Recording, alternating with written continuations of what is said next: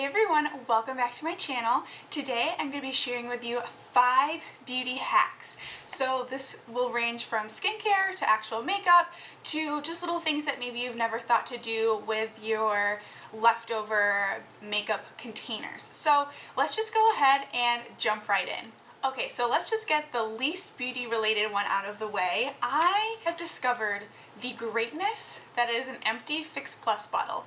Now, normally that would make me really sad that my Fix Plus bottle is empty, but I actually love it because it's perfect for me moving right now. I have so many different skincare products that the tops came off, there's oil everywhere, it's just a big mess. So putting things in empty Fix Plus bottles saves the day. So for this one, this specifically has the Purity cleansing oil in it, and it's really great.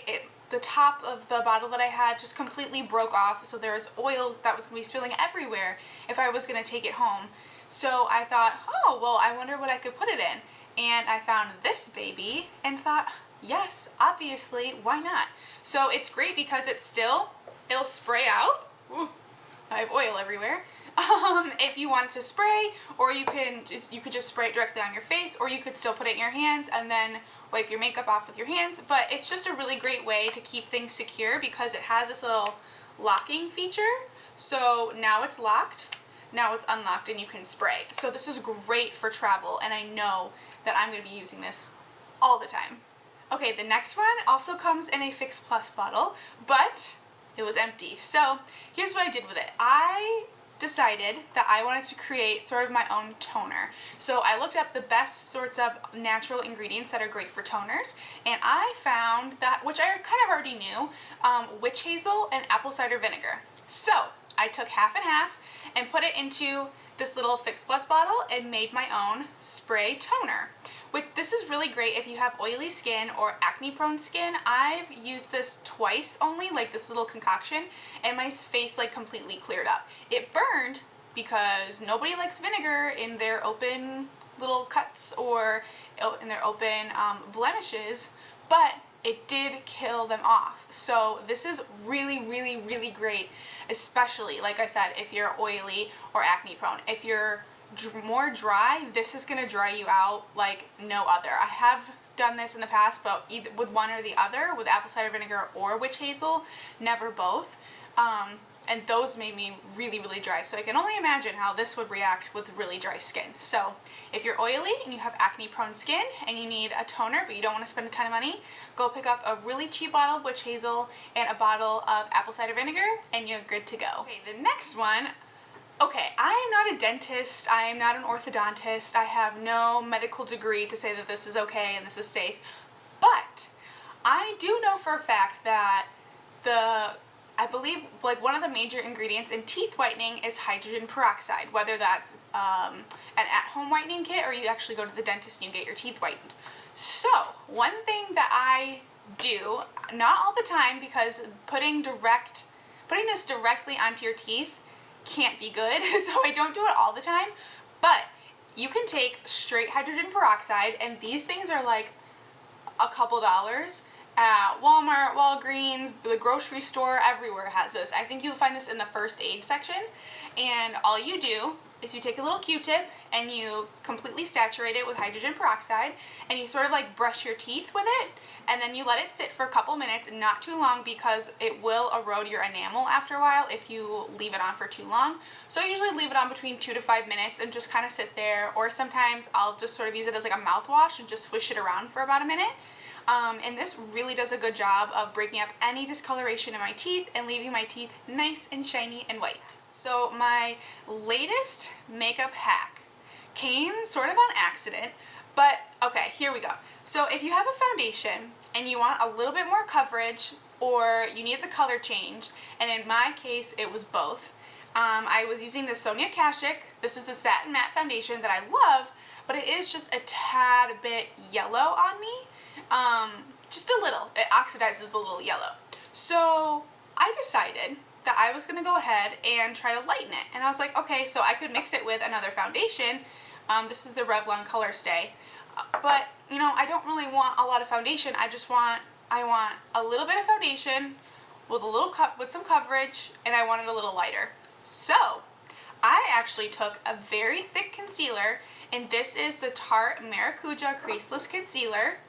This stuff is thick. Like, this is not playing around. I've had this for years, and I still have tons in here. But you could really take any thick concealer, and I just put a little dollop, like a teeny tiny little bit, into this foundation. Oh my gosh. Game changer. Amazing. Amazing.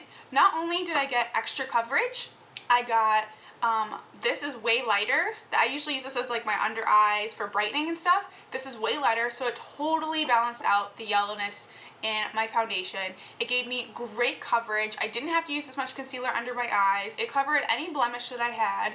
It covered my redness so well. So, I guess the hack is, if you are looking to get a little bit more coverage out of your foundation, go pick up or pull out of your drawer a thick concealer like this and put just a little dollop of this in your foundation.